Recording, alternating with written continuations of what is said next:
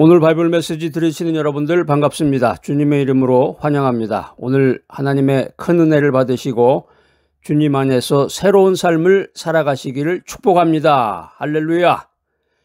요즘에 뉴스 보면은 이제 전 세계적으로 불안정한 소식들이 끊이지 않습니다. 전쟁의 그림자, 경제 불황의 장기화, 그리고 예측 불가능한 자연재해, 여러 가지 소식들이 많습니다. 그런데 요즘만 그런 것이 아니고 사실은 10년 전에 신문을 이렇게 찾아봐도 똑같은 말이 계속 나와요. 10년 전이나 20년 전이나 신문을 보면은 옛날 신문이나 지금 신문이나 어쩜 이렇게 똑같을까? 그 사람 이름이나 지명만 좀 다를 뿐이지 똑같은 내용이 계속 나오는 거야. 뉴스의 그 본질이 그런 것 같아요. 뉴스의 본질이라는 게 우리가 잘 살고 있습니다. 행복합니다. 여기에 아주 행복한 사람이 있습니다. 부모님에게 효도하는 효자가 살고 있습니다. 이런 거는 일면에 나온 일이 없습니다. 여태까지 한 번도. 나온다 그러면 이제 저쪽 구석 어디에 이제 가끔가다 나오기도 하지만 계속해서 지금 죽겠습니다. 불안정합니다. 지금 나라가 위태합니다. 그런 소식으로 가득 차 있는 것이 오늘의 소식이고 10년 전 소식, 20년 전 소식이에요. 그러니까 우리가 매일같이 이 불안과 염려 속에서 인생은 살아가는구나. 그 신문만 봐도 알 수가 있어요. 뉴스만 들어도. 요즘 사람들은 이제 뉴스는 또 잘 안 보고 그 카톡이나 SNS, 페이스북, 인스타그램 이런 데 올라와 있는 소식을 가지고서 이제 파악을 하기도 하죠. 그러니까 사람들이 이런 불안정한 현실 속에서 안식과 평화를 찾기 위해서 별의별 방법을 다 사용하는 거야. 스트레스를 해소한다 이런 명분으로 해가지고 이제 여행을 다니고 국내 여행도 다니고 강원도 또 제주도 맛여행을 하려면 맛기행을 하려면 이제 전라도를 이제 가기도 하고 이런 이제 또 해외여행 다니죠. 해외여행 가까운 데는 요즘은 이제 몽골을 또 이렇게 많이 가더라고요. 몽골 이제 비용이 저렴하고 볼거리가 많다고 그래서 몽골을 많이 가고 젊은 사람들은 이제 태국이나 이런 데로 가서 마사지도 받고 여러 가지 이렇게 스트레스 해소를 위한 여행이 이제 유행입니다. 최근에 뉴스를 보니까 이제 일본에 폭염이 와가지고 한 3명인가 4명이 죽었다는데 그걸 근거로 해가지고 한국에서 요즘에 이제 일본 여행을 많이 가니까 일본 여행 가시는 분들 큰일 났다. 뻥튀기라는 거죠, 뻥튀기를. 사실 거기 이제 폭염이 생겨가지고 죽은 사람들을 보면 이제 90세 이상의 할머니라든가 이렇게 아주 약한 사람들이 아주 나쁜 환경에서 죽은 건데 그걸 이제 보는 사람들은 일본 가면 무조건 죽는구나. 이런 불안정한 현실 속에서 우리가 이제 안식과 평화를 찾기 위해서 다양한 방법을 시도한다는 거예요. 여행, 명상, 취미 활동 많은 노력을 하는데 어떻습니까, 여러분? 일시적이죠? 그때뿐이야. 모든 게 다 그때뿐입니다. 스트레스 한다고 해가지고 이제 영화관에 간다. 극장에 가서 영화 보고 와서 친구 만났다. 무슨 영화 봤니? 그러면 제목도 생각 안 나. 이런 상황 속에서 우리에게 진정으로 필요한 게 뭘까? 그게 진정한 위로야, 위로. 인생살이라는 게 힘들고 고달프고 또 몸이 아파가지고 지금 약을 먹고 아침마다 나이가 들면 아침마다 그냥 약을 그냥 한 움큼씩 먹는다고 그러잖아요. 여러 가지 당뇨병 약, 혈압약, 비타민 무슨 약, 비타민 무슨 약 해가지고 이제 그렇게 먹는데 인생살이에 제일 필요한 게 있다 그러면 바로 진정한 위로입니다. 진정한 위로. 연결은 있는데 관계가 없다. 제가 이제 칼럼을 하나 썼는데 그 칼럼의 주요 내용이 그런 내용이에요. 그러니까 SNS 통하면 요즘에 사람들하고 누구든지 연락이 되잖아요. DM을 통해 가지고 개인적으로 대화 나누는 사람도 있고 페이스북 같은 데다가 글을 올리면 거기다 댓글도 남기고 어쩌고 저쩌고. 근데 연결은 되는데 커넥션은 되는데 진정한 관계성이 없는 거야. 관계가. 진정한 위로. 라틴어로 솔라티움이라는 말이 있습니다. 위로, 위안, 격려 이런 뜻인데 솔라티움. 고통받는 자에게 평화와 안정을 가져다주는 심오한 말이 바로 이 솔라티움입니다. 라틴어 솔라티움. 우리가 이제 오늘 이 솔라티움의 진정한 의미가 뭘까? 하나님의 말씀 속에서 찾고자 합니다. 하나님의 위로는 단순한 감정적인 동정이나 일시적인 격려를 넘어섭니다. 성경에서 말하는 이 하나님의 위로는 우리의 존재 자체를 감싸는 포괄적인 평안과 회복을 의미합니다. 이것은 인간의 한계를 뛰어넘어서 모든 고통과 절망 속에서도 소망을 불어넣으시는 하나님의 적극적인 사랑의 표현입니다. 할렐루야! 이 말씀이 참 너무 은혜가 되네요. 모든 인간의 모든 고통과 절망 속에서도 하나님께서 나에게 소망을 불어넣어 주신다. 자전거 타고 가다가 자전거가 이제 바람이 빠지면 그 바람 넣는 기계로 해가지고 바람을 이렇게 불어넣잖아요.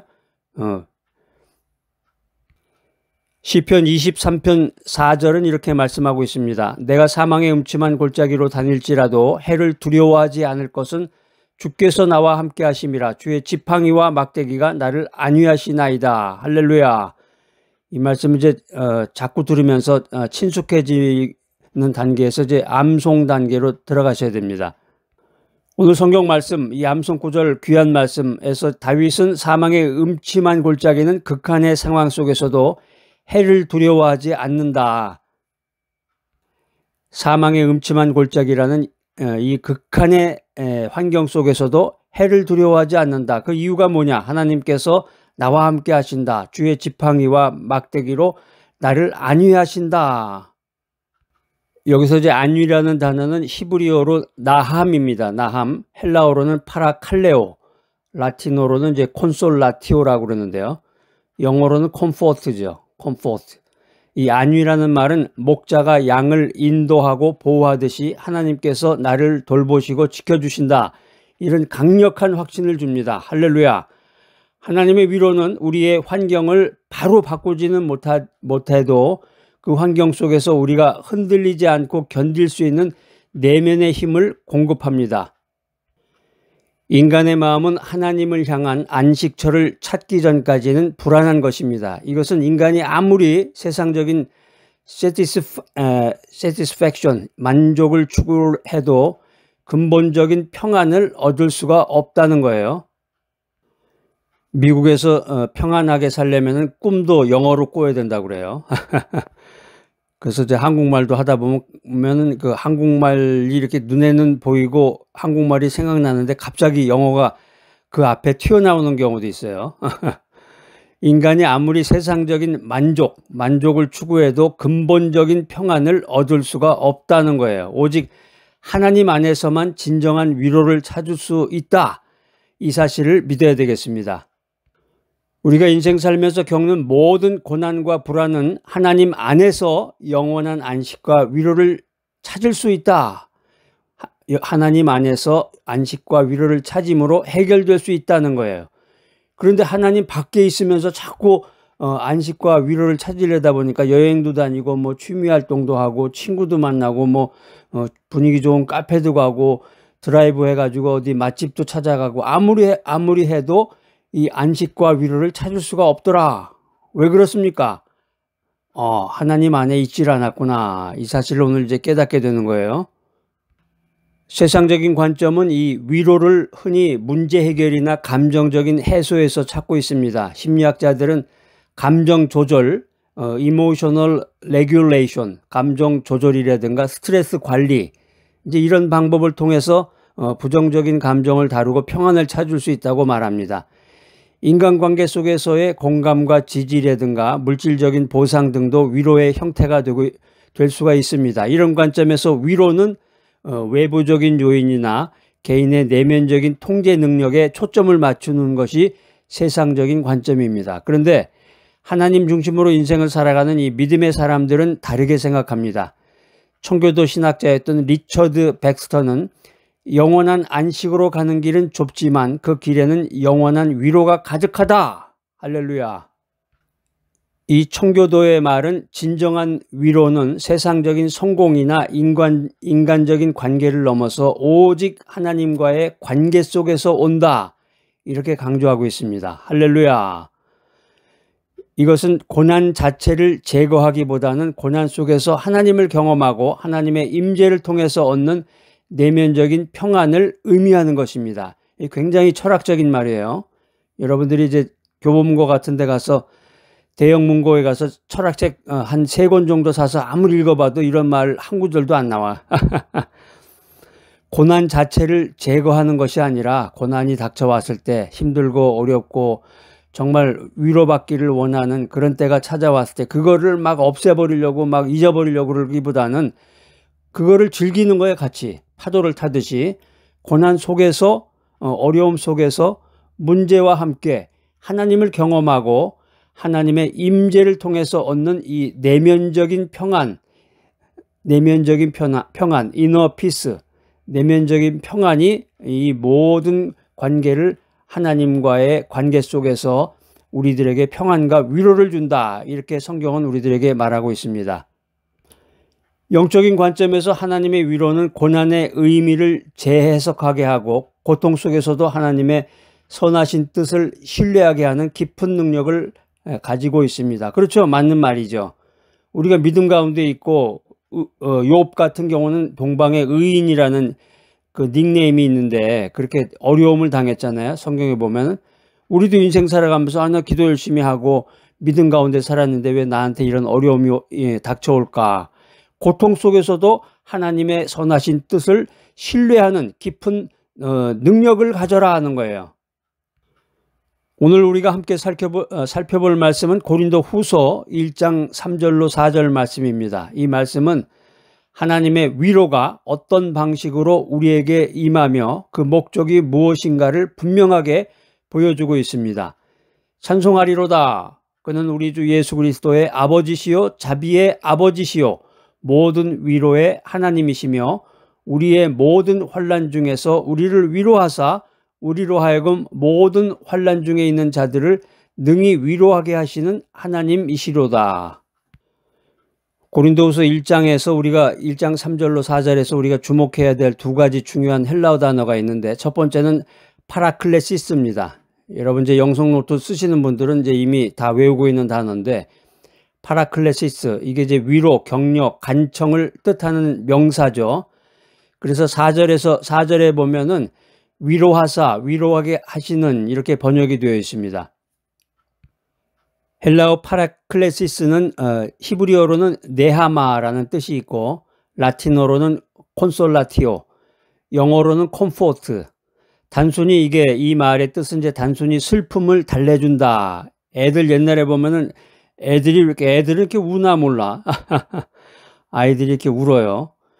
그래서 이제 미드를 보거나 한국 드라마나 한국 영화 같은 걸 보면 아주 가장 크게 차이 나는 게 있는데 저는 이제 가급적이면 한국 영화나 한국 드라마는 가급적이면 안 봐요. 특별한 이유나 특별한 거 아니면은 그 이유 중에 하나가 우는 게 자꾸 나와. 우는 게 특별히 이제 애들이 그렇게 울어요. 애들이. 근데 미드 보면은 거의 애들 우는 장면이 거의 없어. 그러니까 애들이 이렇게 울고 또 어른들은 소리 지르고 막 난리잖아. 그게 아주 소음이야. 이렇게 이 TV를 켜놓고 저만 치서 이렇게 커피를 한 잔 마시려고 저쪽에서 이렇게 있으면 완전히 그 소음으로 들리더라고요. 그게 사람 말이 아니라 소음으로 들려, 소음으로. 헬라어 파라클레시스라는 게 이제 단순히 슬픔을 달래주는 것을 넘어서 힘을 주어서 어려운 상황을 견딜 수 있도록 곁에서 돕는 적극적인 의미를 내포합니다. 애들이 막 울면 이렇게 달래준다고 그러잖아요. 그 표현이. 애들 이렇게 등을 쓰다듬으면서 그래 그만 울어라 뭐 이렇게 달래준다고 그러는데 이 파라클레시스라는 게 이제 그런 의미가 있다는 거예요. 성경에 보면 이제 이 단어가 성령님을 지칭하는 이제 보혜사의 어근이기도 합니다. 파라클레토스죠. 성령님은 보혜사 파라클레토스. 여기 지금 말하는 헬라어는 파라클레시스예요. 하나님의 위로가 단순한 말이 아니라 그래 울지 마라 사탕 하나 줄게 뭐 이런 식이 아니라 우리 곁에 오셔서 실제적인 도움과 실제적인 능력을 주시는 성령님의 그 사역과 밀접하게 연관이 되어 있다는 거예요. 우리가 환란이라는 게 뭐 전쟁이 나서 환란이 아니라 인생이 고해라고 그러잖아요. 인생은 고해다. 불교에서는 이제 인생은 고해다 이런 표현을 쓰는데, 인생이라는 게 사실 살다 보면 뭐 아침에도 점심에도 저녁에도 잘 때도 뭐 계속해서 어려움이 있고 힘든 게 있고 불편함이 있는 게 인생이야. 이걸 이제 지금 한마디로 줄여서 환란이라는 표현으로 사용하는 건데, 우리가 환란 중에 파라클레시스를 경험할 때 하나님의 임재와 하나님의 능력이 우리에게 부어진다는 것을 의미하는 것입니다. 할렐루야. 이 위로를 통해서 우리는 믿음 생활에 활력을 얻어야 됩니다. 더 나아가서 다른 사람들을 위로할 수 있는 힘을 얻어야 되겠습니다. 오늘 바이블 메시지 들으시는 분들 가운데서 특별히 몸이 불편하고 고통 중에 약을 먹으면서 힘든 시간을 보내시는 분들은 이 하나님의 위로 파라클레시스가 충만하시기를 축복합니다. 할렐루야. 두 번째 단어는 스립시스입니다. 스립시스. 환란이라는 말이 이제 단어 풀이가 이제 압력, 고통, 고난, 역경 이런 걸 뜻하는 이제 명사인데, 모든 환란 중에서 이렇게 번역이 되어 있습니다. 헬라어 스립시스 환란이라는 것은 외부로부터 오는 압박이나 고통을 비유적으로 표현하는 말인데, 곡식의 껍질을 벗기기 위해서 압착하는 것처럼 우리를 짓누르는 고통스러운 상황을 의미하는 말입니다. 그러니까 그냥 단순히 환란이다 이게 아니라 아주 굉장히 표현이 디테일하네요. 곡식의 껍질을 벗기기 위해서 압착하는 것처럼 우리를 그냥 막 짓누르는 그런 고통스러운 상황을 의미하는 말이 스립시스 환란이다. 성경은 이 환란을 믿음의 시련으로 보기도 하고, 이를 통해서 우리의 믿음이 정금같이 단련된다고 가르치고 있습니다. 스립시스, 이 환란이라는 말이 이제 압력이라는 뜻도 있다고 그랬는데, 압력하니까 그 압력솥이 생각나네요. 풍년 압력솥이라고 그래가지고, 제가 이제 한국에서 미국 올 때 그걸 이제 가지고 왔는데, 그걸 이제 꼭 끼고서 옛날에 이제 조그만 걸 쓰다가 지금은 이제 다시 또 큰 거를 하나 사가지고 미국에서도 또 살 수가 있더라고요. 그래가지고 그걸 사서 이제 작은 것도 쓰고 큰 것도 쓰고, 또 쿠쿠밥솥이라고 그러나요? 쿠쿠 압력밥솥이라는 게 또 있어가지고 그것도 쓰고, 필요에 따라서 이제 이거저거를 이제 쓰기도 하고. 압력밥솥이라는 게 뭐야? 압력을 통해 가지고 일정한 시간이 지나서 그걸 밥솥을 열면은 아주 맛있는 밥이 되는 거 아니에요? 우리가 환란의 그 기간을 지나고 나면 압력솥이 아주 맛있는 밥을 만들어 주는 것처럼 우리의 믿음이 정금같이 단련된다. 이 사실을 믿으시는 여러분들이 되시기를 축복합니다. 할렐루야. 우리가 환란을 겪을 때 아이고 시작됐구나. 이제 고통이 시작됐구나. 약을 먹어야 돼. 약을 먹었는데도 이렇게 쑤시는구나. 막 여기가 아프구나. 견딜 수가 없구나. 막 토할 것 같구나. 뭐 별의별 생각을 다 하잖아요. 저 인간이 또 괴롭히는구나. 저 사람이 나를 이렇게 막 무너뜨리는구나. 환란을 겪을 때 이제 고통의 시작이 아니라 하나님의 위로를 경험하고 성장할 수 있는 기회임을 깨달아야 합니다. 오늘 이 바이블 메시지 들으시는 여러분들, 고통과 어려움 가운데서, 환란 가운데서 좌절하지 않고 역경 속에서 더욱 강건해지는 믿음의 소유자들이 되시기를 축복합니다. 하나님의 위로는 고통과 분리될 수가 없다. 성경은 이렇게 말합니다. 하나님은 우리가 스립시스 환란을 겪을 때 그 가운데 찾아오셔서 파라클레시스로 우리를 위로하십니다. 그리고 이 하나님의 위로는 단순히 우리를 편안하게 해주는 것을 넘어서 우리가 받은 위로로 다른 사람들을 위로할 수 있는 사명으로 이어짐을 기억하시기 바랍니다. 오늘의 세 가지 핵심 메시지, 첫 번째 메시지는 고난 속에서 찾아오는 하나님의 특별한 위로입니다. 우리는 고난을 피하고 싶어 하지만 성경은 고난이 하나님의 특별한 위로를 경험할 수 있는 통로가 될 수 있다. 이렇게 가르치고 있습니다. 하나님은 우리가 가장 약하고 절망적인 순간에 찾아오셔서 세상이 줄 수 없는 위로를 주신다. 이 사실을 믿으시기 바랍니다. 시편 34편 18절 말씀, 여호와는 마음이 상한 자를 가까이 하시고 충심으로 통회하는 자를 구원하시는도다. 고난은 우리를 절망으로 몰고 갈 수도 있지만 동시에 하나님의 깊은 위로를 경험할 수 있는 기회가 됩니다. 우리가 고통 속에서 하나님을 찾고 우리의 상한 마음을 하나님께 온전히 내려놓을 때 하나님은 우리에게 찾아오셔서 세상이 줄 수 없는 평안과 세상이 줄 수 없는 회복을 허락해 주신다. 이 사실을 믿으시기 바랍니다. 고난을 두려워하지 말고 고난 속에서 역사하시는 하나님의 위로를 기대하시는 여러분이 되시기를 축복합니다. 할렐루야. 오늘 두 번째 메시지는 위로받은 자의 사명은 타인을 위로하는 것이다. 하나님의 위로는 단지 우리만을 위한 것이 아니라 우리가 받은 위로는 다른 사람들의 고통을 이해하고 공감하며 그들에게 하나님의 위로를 전하는 통로가 되게 한다. 이 사실을 믿어야 되겠습니다. 로마서 15장 4절 말씀은 이렇게 기록하고 있습니다.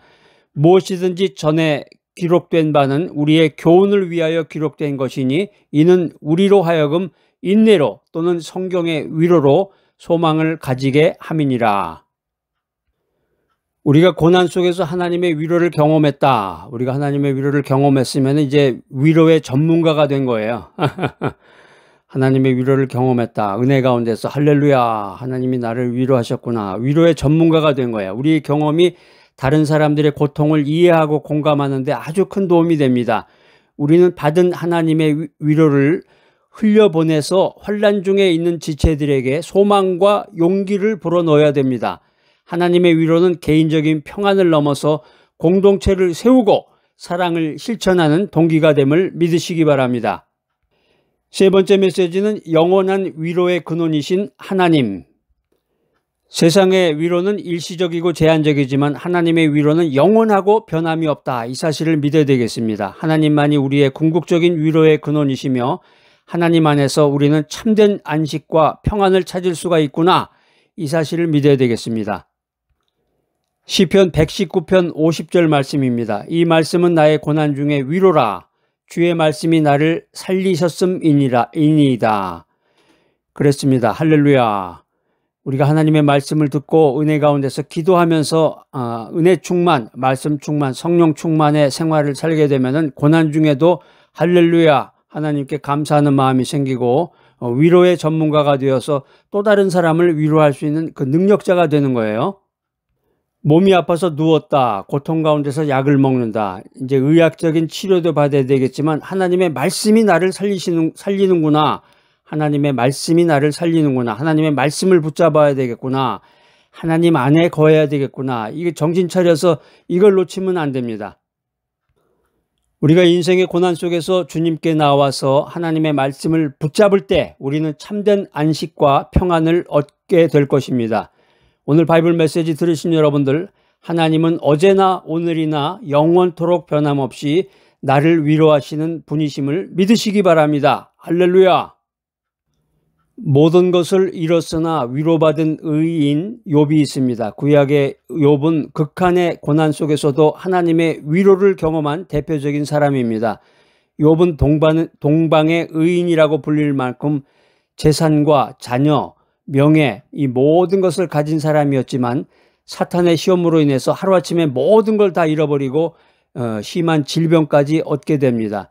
욥의 친구들은 욥을 위로하기는커녕 욥의 고난이 죄 때문이라고 비난했습니다. 욥은 극심한 고통 중에서 욥기서 7장 16절에 이렇게 말합니다. 나의 생명을 싫어하오니 이제 살기를 원하지 아니하나이다.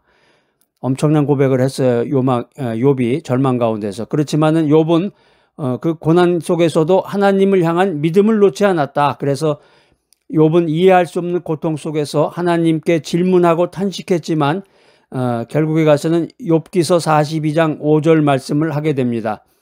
내가 주께 대하여 귀로 듣기만 하였사오나 이제는 눈으로 주를 배움나이다. 이 말씀 철학적인 의미가 있는 아주 깊은 내용이라고 전에 제가 말씀드린 기억이 나네요. 여러분들 매일마다 이 바이블 메시지 들으시는 분들은 이게 이제 연결이 되면서 어떤 그 개념의 조합이 되는데 어쩌다 한번 지나가다가 잠깐 들려가지고 이렇게 듣는 분들은 이제 왔다 갔다 하는 거예요. 믿음이. 하나님 안에 있다가도 잠깐 또 하나님 바깥으로 나갔다가 들어왔다 나갔다가 막 이러면서 혼란 가운데서 이제 인생을 살아가게 되는데 여기서 이제 욥이 이제 그렇게 어려움과 힘든 어려움 정도가 아니죠. 완전히 그 인생이 세상 말로 말하면 이제 인생이 폭삭 망해버린 건데 요즘 뭐 폭삭 뭐 속았수다 뭐 그런 말도 이제 유행이지만 인생 자체가 망한 거예요. 세상적으로 얘기를 하면은. 그런데 욥의 말과 행동이라든가 태도가 인간적인 이해를 넘어서서 하나님의 주권을 신뢰하는 그 믿음을 가졌다는 거예요. 하나님께서는 욥에게 성경에 보면은 이제 이 일 이후에 하나님께서 이제 욥에게 갑절의 축복을 주심으로써 그를 다시 위로하시고 욥을 다시 회복시켰다. 이렇게 성경은 기록하고 있습니다. 압력솥에 들어갔다가 압력솥에서 그냥 막 요리가 돼가지고 시간이 돼서 이제 그 김을 빼고서 나오니까 아주 그냥 맛있는 음식이 된 거나 마찬가지죠. 우리가 성경 속의 인물 욥을 통해서 우리가 겪는 고난이 이해할 수 없고 불공평해 보일지라도 그 속에는 하나님의 그 깊은 계획과 깊은 위로가 숨겨져 있음을 배우게 됩니다. 중요한 것은 무엇인가? 고난의 원인이 아니라 중요한 것은 고난의 원인을 따지는 것이 아니라 고난 속에서도 하나님을 향한 믿음을 지키는 것이다. 고난 속에서도 하나님을 향한 믿음을 지키고 하나님의 위로를 구하는 것이다. 이 사실을 믿으시는 여러분들이 되시기를 축복합니다. 할렐루야. 오늘의 메시지 주제를 구약학적인 관점에서 보면 하나님의 임재와 위로입니다. 구약학적 관점에서 하나님의 이 위로는 하나님께서 하나님의 백성 가운데 임재하실 때 주어진다는 것입니다. 임재. 히브리어로는 이제 쉐키나라고 하는데요. 헬라어로 파루시아. 라틴어로는 프레센티아라고 합니다. 프레센티아. 영어로는 프레젠스죠. 비슷하죠. 라틴어하고 영어가. 이스라엘 백성들이 광야에서 방황할 때 하나님께서 낮에는 구름 기둥으로 밤에는 불 기둥으로 그 가운데 임재하셨다는 거예요. 임재, 쉐키나, 임재. 이 쉐키나는 이스라엘 백성들에게 방향을 제시해주고 이스라엘 백성들을 보호해주고 궁극적으로는 이스라엘 백성들에게 위로를 주었다 하는 것입니다. 출애굽기 33장 14절은 이렇게 말합니다. 여호와께서 이르시되 내가 친히 가리라. 내가 너를 쉬게 하리라. 하나님께서 친히 가리라 이렇게 말씀하실 때 이게 하나님의 쉐키나 임재가 함께 하실 거라는 이 프라미스예요.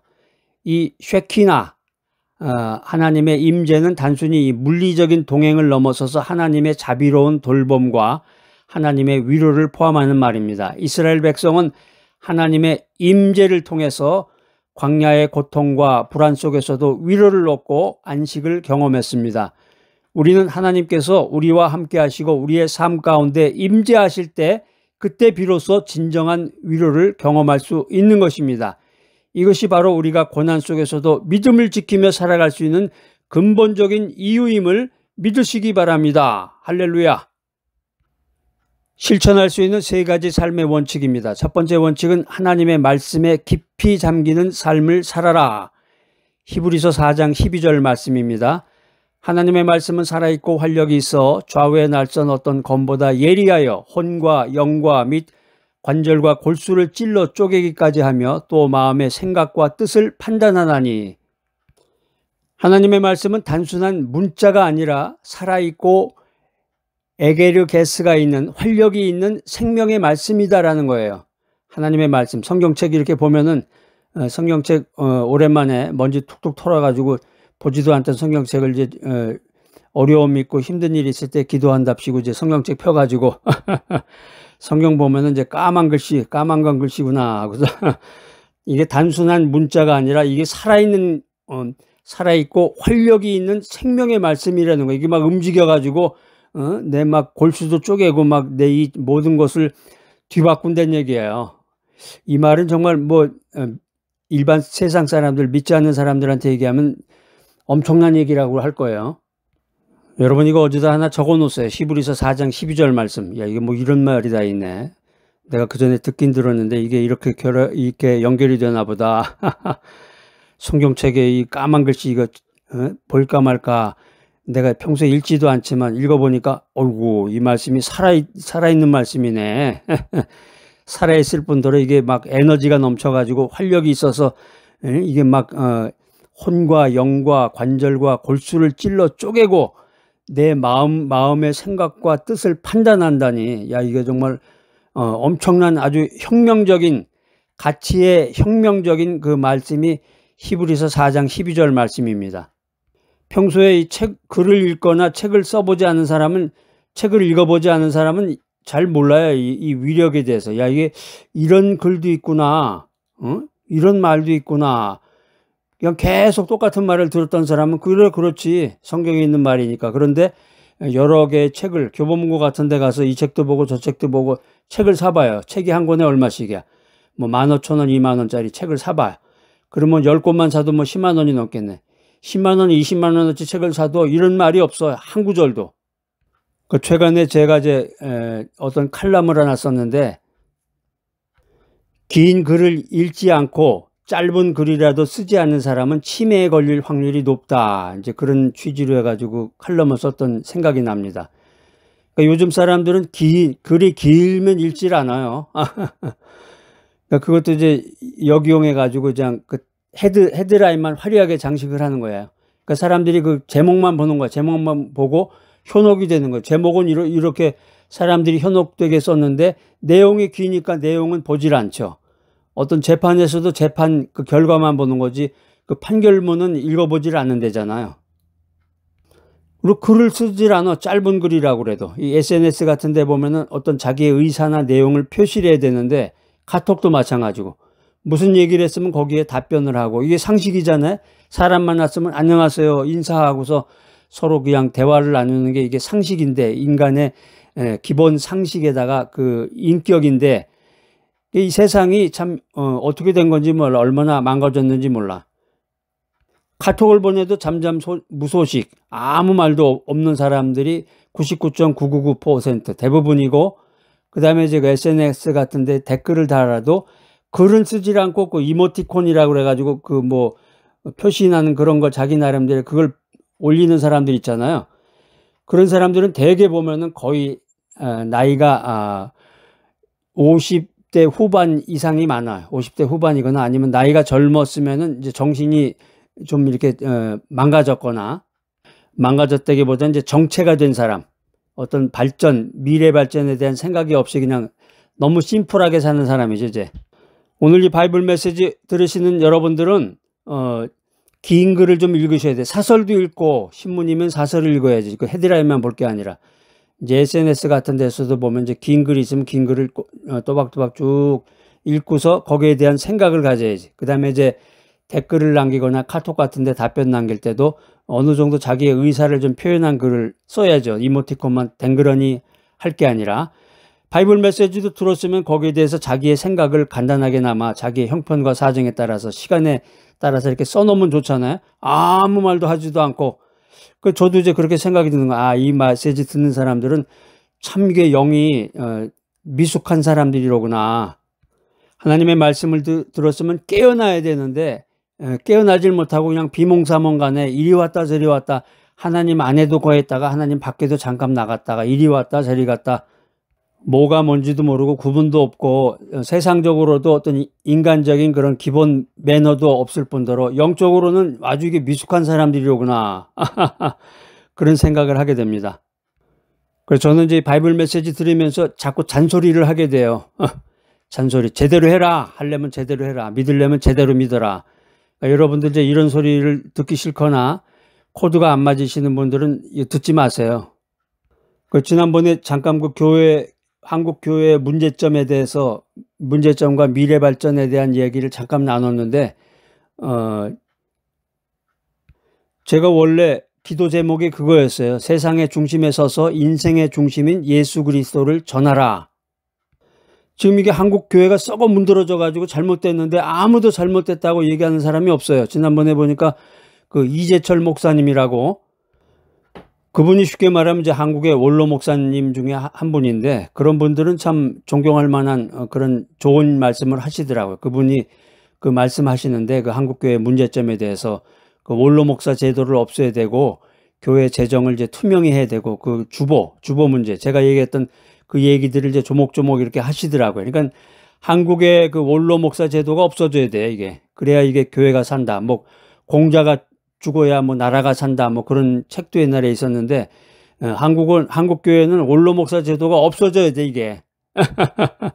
아무도 얘기 안 해. 왜 그러냐면은 한국에 있으면서 한국에서 목사로 활동하면서 이런 얘기 했다가는 자기 그 생명 목줄이 달아나는 거니까 말을 못 하는 거야. 한국 교회는 그 원로 목사 제도가 없어져야 되고 교회 재정이 투명해야 됩니다. 투명이라는 거는 아니 어제다가 얼마를 어떻게 썼다는 내용이 있어야 되잖아. 근데 선교비로 요번에 선교비로 1,000만 원 썼습니다. 그랬으면은 그 내역이 있어야 될 거 아니야. 누구 어느 선교사한테 얼마를 어떤 명목으로 어떻게 줬다. 간단하게. 그것도 간단한 거죠. 그렇게 쓰고 그렇게 돼야 되는데 그냥 둥그러니 해가지고 선교비로 요번에 1,000만 원 썼습니다. 예? 그러면 이제 거기서 그 재직회의 같은 데서 그걸 이제 통과시키기 위해서 하는데 어떤 집사님이 손을 들고 거기에 이의 제기라면은 저분이 뭐 사탄 마귀에 그 시험이 들었나 보다. 막 이런 식으로 얘기를 하기도 하고 원로 목사 제도 없애라. 교회 재정을 투명해라. 주보 좀 바꿔라. 주보 거기다가 그 이름들 쓰지 말아라. 이름하고 그 헌금자 명단이라든가 뭐 이런 걸 쓰지 말고 뭐 다른 방법, 좋은 방법이 또 있겠죠. 그게 무조건 현대인들이 생각할 때 합리적이고 이성적인 방법을 해가지고 그거를 바꿔나가야지. 그게 뭐 성경에 나와 있는 것도 아니고 그게 비성서적인 거예요. 원로 목사 제도 성경에 없어 전혀. 이게 이제 1920년대인가 그때 당시에 이제 장로교가 한국에 들어오면서 대한예수교 장로회 거기 이제 그 규칙에 그게 조약이나 그 헌법 같은데 그게 규정이 들어간 거예요. 몇 조에 그 조항이. 그런데 이제 옛날 그때 당시에 1920년대 30년대 당시는 지금하고 전혀 달라요. 삶의 형편이. 목사님들이 힘들고 어려웠죠. 이제 먹고 살기도 힘들었을 텐데 그때 이제 목사님들이 교회에서 이제 20년간 봉직을 하면은 담임 목사로서 이제 수고했다는 걸로 해가지고 이제 은퇴하실 때 주변에 있는 사람들이 서로 모여가지고 십시일반이라고 그러잖아요. 십시일반이라고 그래서 이제 뭐 쌀도 가져오고 뭐 콩도 가져오고 뭐 이렇게 저렇게 모아가지고 그분에게 이제 전별금이라는 걸로 해가지고 그분에게 드렸던 게 이제 시초고 이제 연역이에요, 그게. 그런데 그게 지금 시대로 와서는 지금 몇 년 됐어요? 몇 년이 됐나? 거의 100년 가까이 된 것 같으네, 거의. 따져보니까.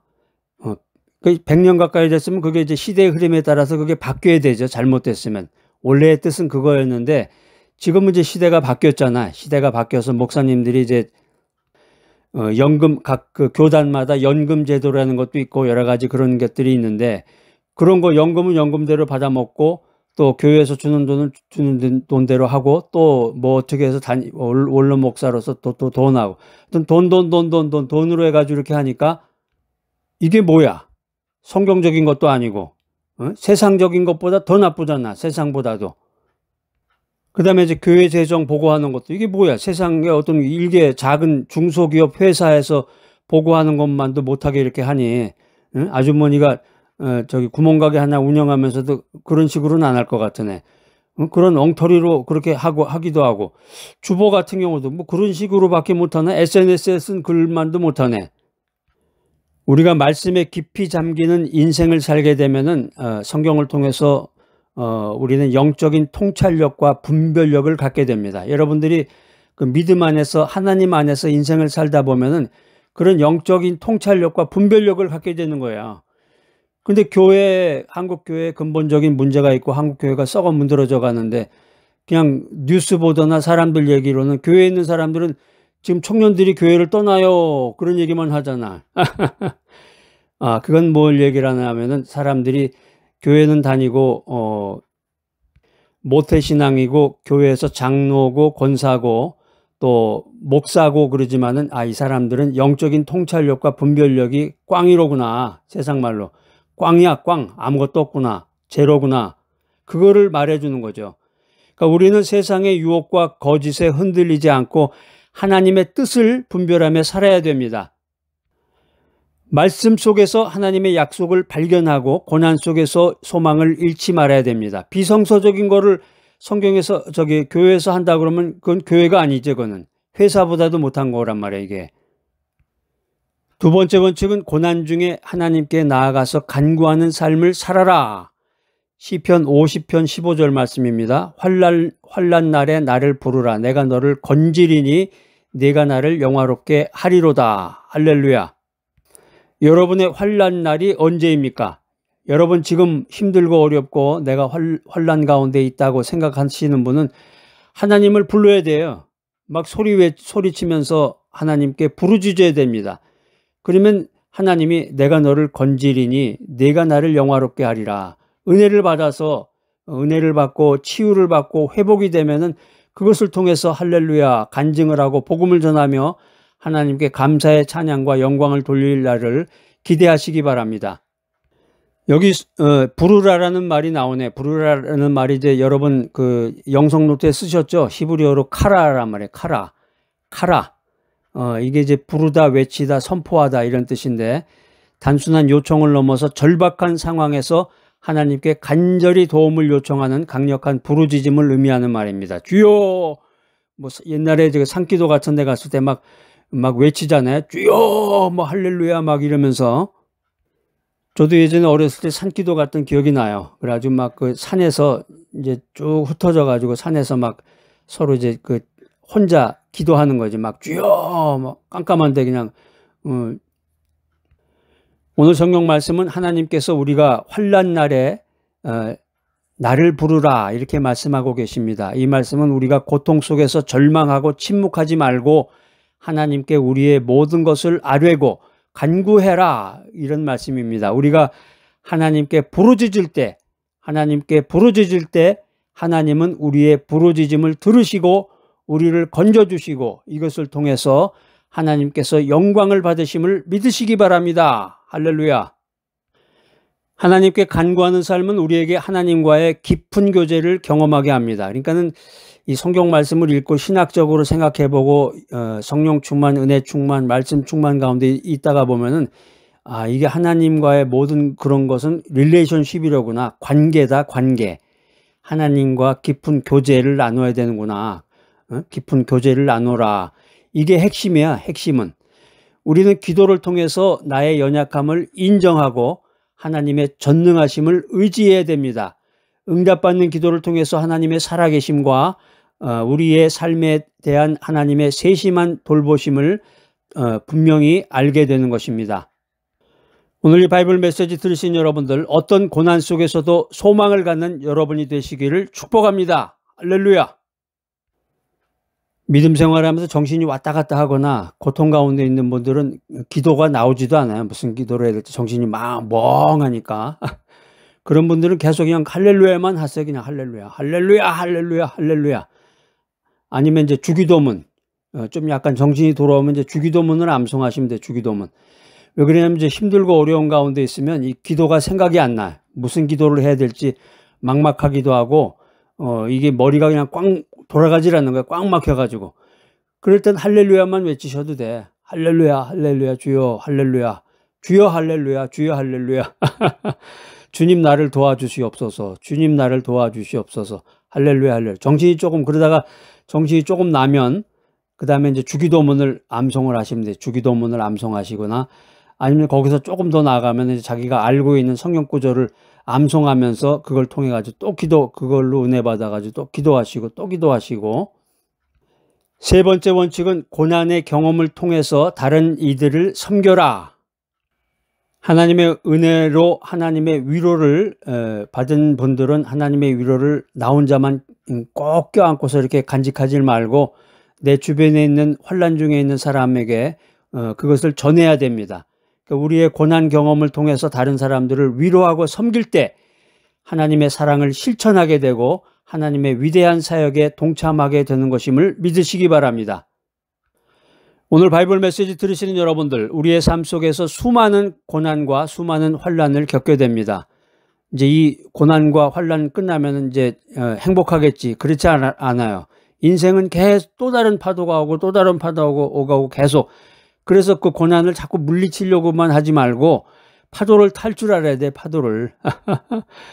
아리랑 고개를 넘는다고 그러잖아요. 예전에 제가 그런 글을 하나 썼는데 아리랑 고개를 하나 넘으면 고개를 또 넘고 예전에 그 할머니가 그런 얘기 해주셨죠. 고개 넘으면 이제 호랑이가 뭐 나타나고 뭐 또 넘으면 나타나고 뭐 옛날에 그런 얘기 들었던 기억이 나는데 우리 삶 속에 수많은 고통, 고난과 수많은 환난을 겪게 된다. 그렇지만은 우리가 홀로 고통을 받는 게 아니로구나. 이 사실을 알아야 됩니다. 하나님께서는 모든 위로의 하나님이시로구나. 우리의 모든 고난과 환난 중에 우리를 위로하시는 분이 하나님이시다. 이 사실을 믿으시기 바랍니다.